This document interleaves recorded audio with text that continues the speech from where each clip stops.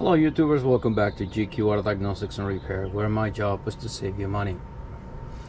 This morning I'm gonna show you guys how to remove your lower control arm and how to replace a lower ball joint on a 2002 Honda Civic 1.7 automatic front wheel drive. And the reason we're replacing the lower control arm because the bushings are starting to deteriorate. You can see some cuts there. If that one is bad, the other one probably is going to be bad as well.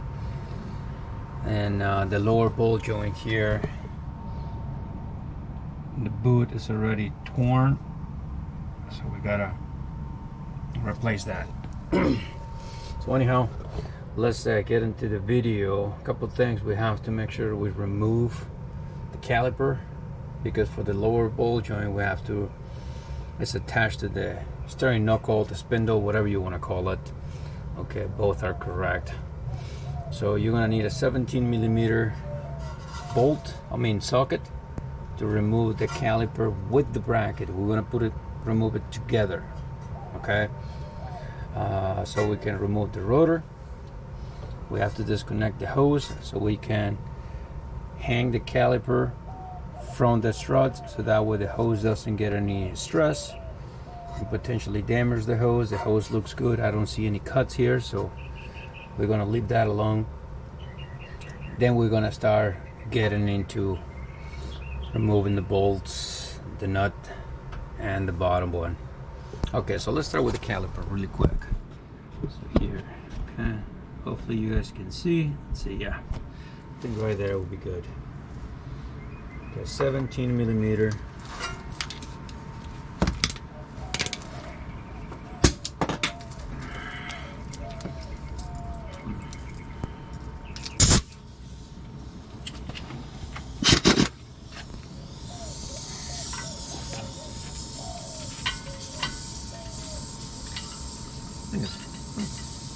Never mind, it's an 18mm.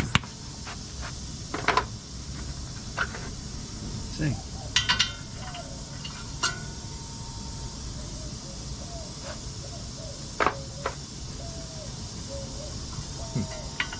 Nope, I was correct, 17. Just the socket was in the wrong place. I didn't pay attention to that. Okay, so let's go back 17.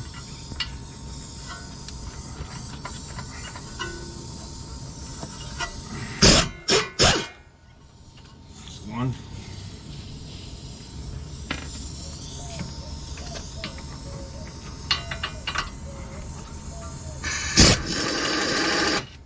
You can see I'm holding it so that way it doesn't fall off. So now everything's coming together so we can look at the brake pads. The brake pad, to the naked eye right now, look like I have plenty of life left, so we haven't measured it.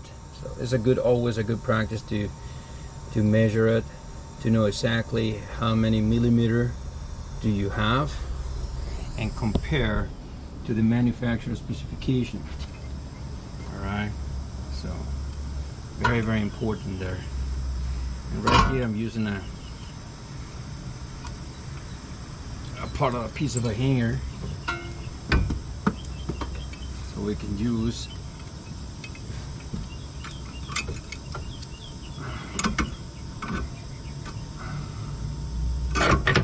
have it here.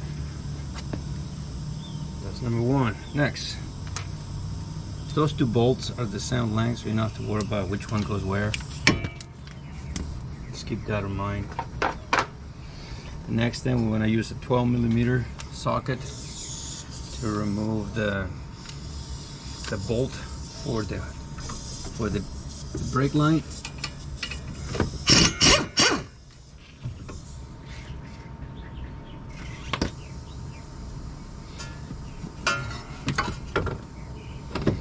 This is just to give me a little bit more room to get the brake line out of the way, but actually you don't need to remove it. Okay, next, the sway bar connector link right here, the nut, 14mm. So double check. Yep, 14mm.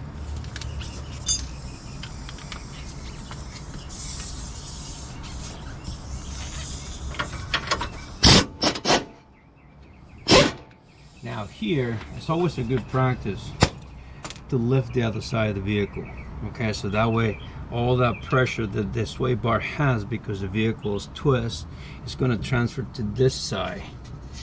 Okay, and sometimes it can make it a little bit more challenging for you to remove. So let's see if I can do it without having, oh well, I'm gonna get that in a minute. Okay, I'm gonna remove now the rotor. You can mark the position of the rotor in relationship with the head, in case the customer had this rotor's machine with a brake blade, so that way you can put them just back the way it was. Otherwise you might create a vibration if it wasn't there. I know some people, they don't really pay attention to that, or they don't know about it, or they think that is silly, or whatever they want to call it. Everybody have a different way to do things, so I like to just be cautious in that area, because I don't want to have to work extra if I don't need to.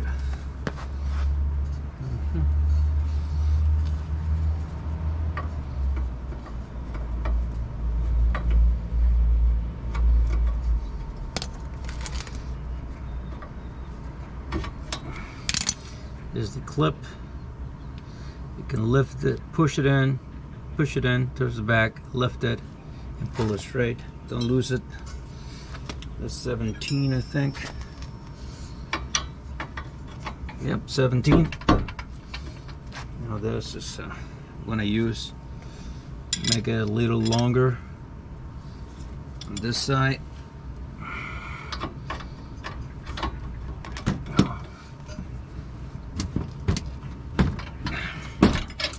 This angle is no good.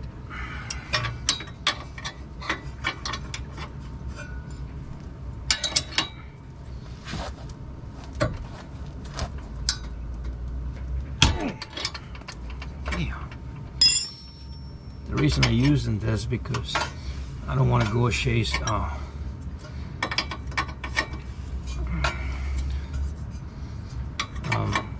a short 17. Okay, we got that done. I gotta go get a breaker bar in a minute. Tell you what, let's do the next thing here.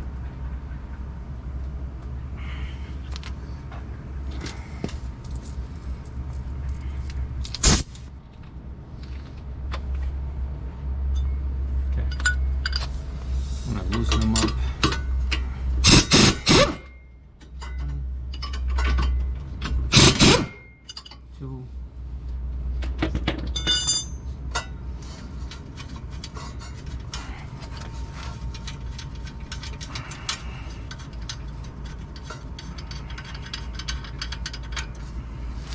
Just 2 nuts, it's the same. Don't have to worry about that. Okay.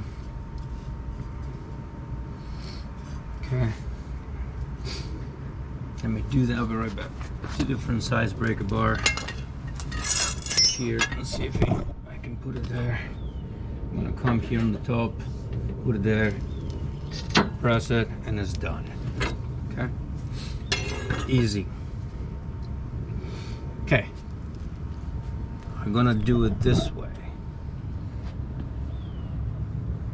Let's see here.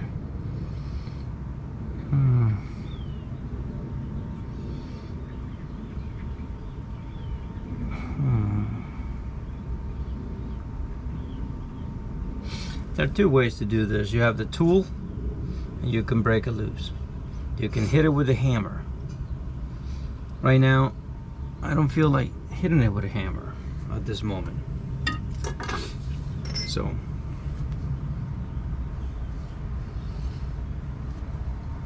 Speaking of a hammer, I don't think I have one right now. I thought I brought it, but I didn't. Now we're gonna use a 32mm bolt to remove the axle nut. Okay, that is loose.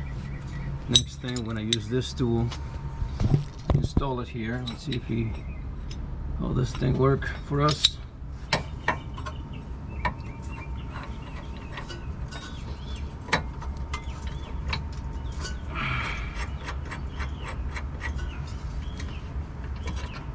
Perfect. I'm gonna keep the nut installed here, so that would prevent it from popping when I was in, I don't know, this is 7/8. You can rent one of these tools at your local auto parts stores at AutoZone. You can, if you wish. There you go. Break it loose. And so far so good. Now if you're just looking to remove the spindle, okay, that's what I'm going to call this video, how to remove spindle.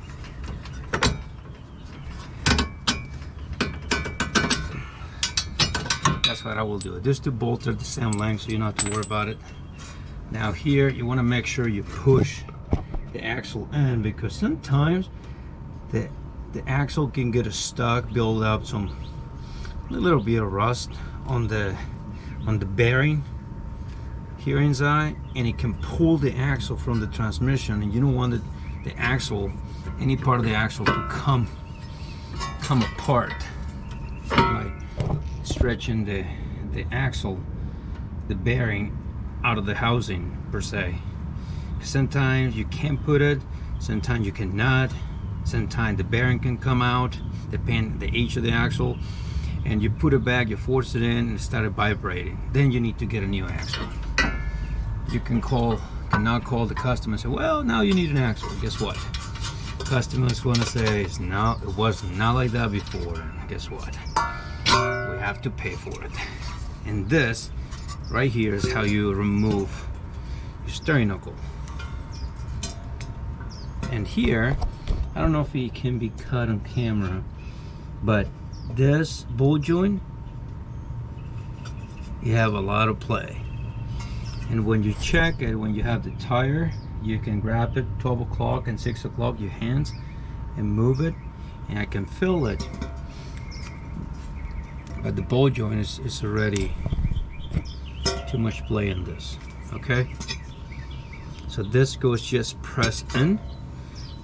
So I'm gonna work on that. Now that we remove the spindle, we have a little bit more room to maneuver to do the bolt over there, okay? Now, I'm gonna make a different video on how to remove the control arm by itself when you don't remove the knuckle, okay? Because that's a different procedure. So I think it's okay to have more than one way. But again, it's all depends about your skill level, of how comfortable you are working on cars, and how many tools do you have, and things of that nature. So that is what it comes down eventually, right? All right, so we got this moving. This is a 19mm bolt.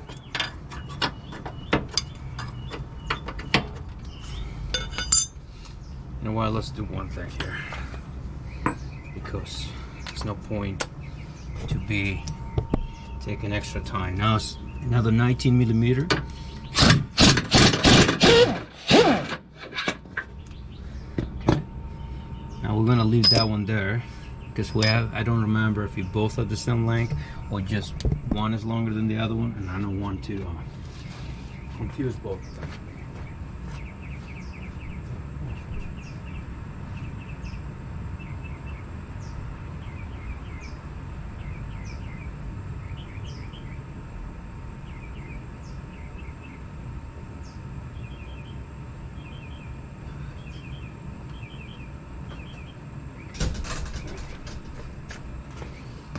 Right now we have using a 3/4 wrench, so that way we can make things a little bit faster for ourselves.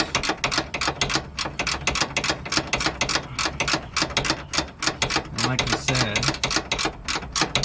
use what you have, okay?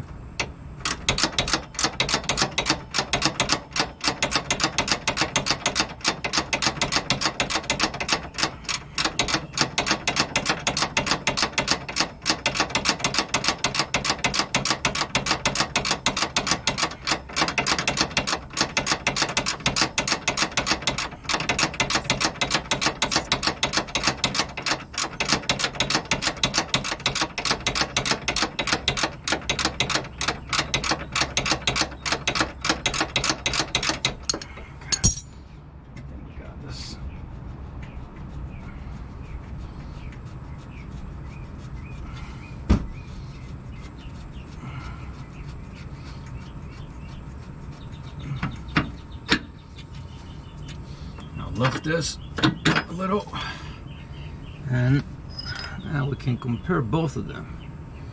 Both are the same length. You can put them together, you can put it separate, whatever you feel like doing. Make sure this, couple of things we're going to do here. I'm going to use our trusty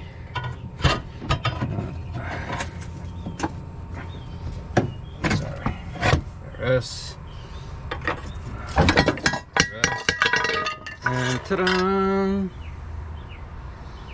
This came loose. Now you can see it a little bit more there. Sometimes the lighting is not the best. Look at down the bottom.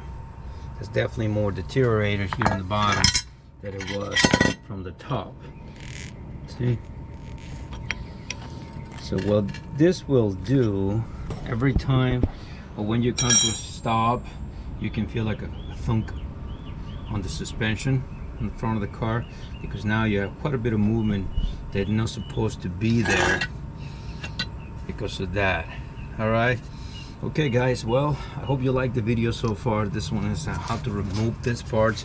You can reinstall it on the reverse order. So I hope you find value of this video on any point. So please leave your comments down below, leave your questions, share the video.